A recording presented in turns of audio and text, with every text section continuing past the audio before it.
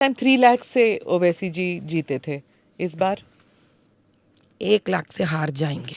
कई का बिरयानी बात कर रहे हैं भाई आप? बिरयानी कौन से बाहर के देश से आया जहां पर रेती के अलावा कुछ भी नहीं है? वहां पर यूट्यूब में से या न्यूज़पेपर में से एक निकाल के दिखाइए जहां पे एमपी साहब असद जी एक भी बैनर लगाते हैं और एक भी प्रोपगेट करते हैं प्रधानमंत्री जी का योजना। This is not about two parties, this is about Pradhan Mantri ji giving yojanas based on the public money back to public. In fact, you know, I can't tell few, and I would not want to take any names when I said that, अरे बाबा आप 7 नहीं 8 नहीं 10 बच्चों को भी जन्म दे दो, लेकिन क्या फ़ायदा है उन बच्चों का जिनको आप पढ़ाई नहीं दे रहे हो? क्या फ़ायदा है उस नंबर का जिसको आप खाना नहीं दे पा रहे हो, ठीक तरह से आप सेहत नहीं दे सकते हो? बच्चे जाके मैकेनिकल शॉप में काम कर रहे हैं, तो क्या फ़ायदा? आप तो माँ हो ना। अभी बाकी के लोग तो नहीं समझ पाए, आप तो समझ सकते हो ना कि मैं माँ हूँ, मैं अपने बच्चों को पढ़ाना चाह रही हूँ। क्या आपको नहीं लगता ऐसा? मैं सवाल करती थी उनसे कि आपको मेरे जैसा बनना नहीं है क्या? You should see the way they burst out and they start crying. क्यों नहीं रहता अम्मा?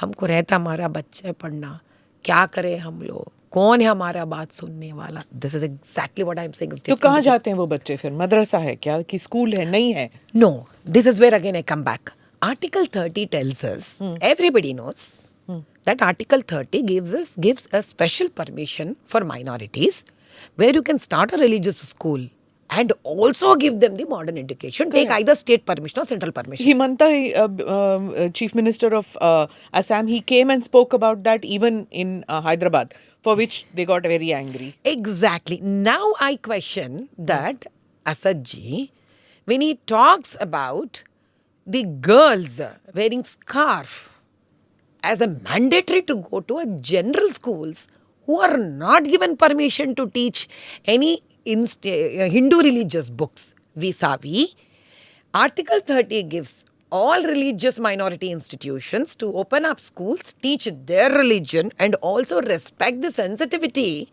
and particular traditions to be followed by them. Why are you not giving either central government CBSE education or state government education, English education to them?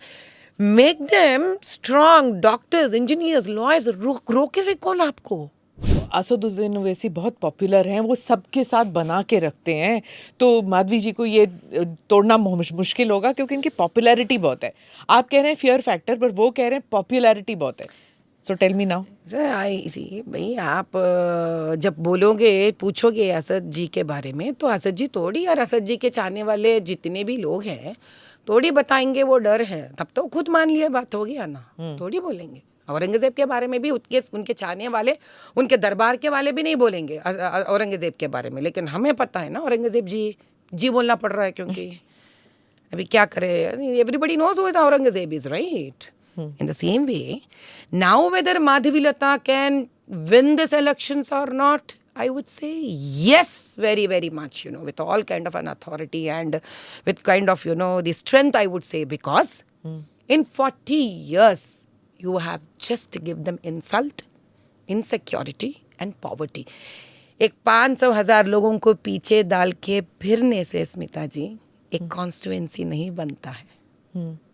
For everything, when you cross a point of injustice, there comes time to show what justice is. If Britishers, don't we know how powerful Britishers were? So did we not get our independence?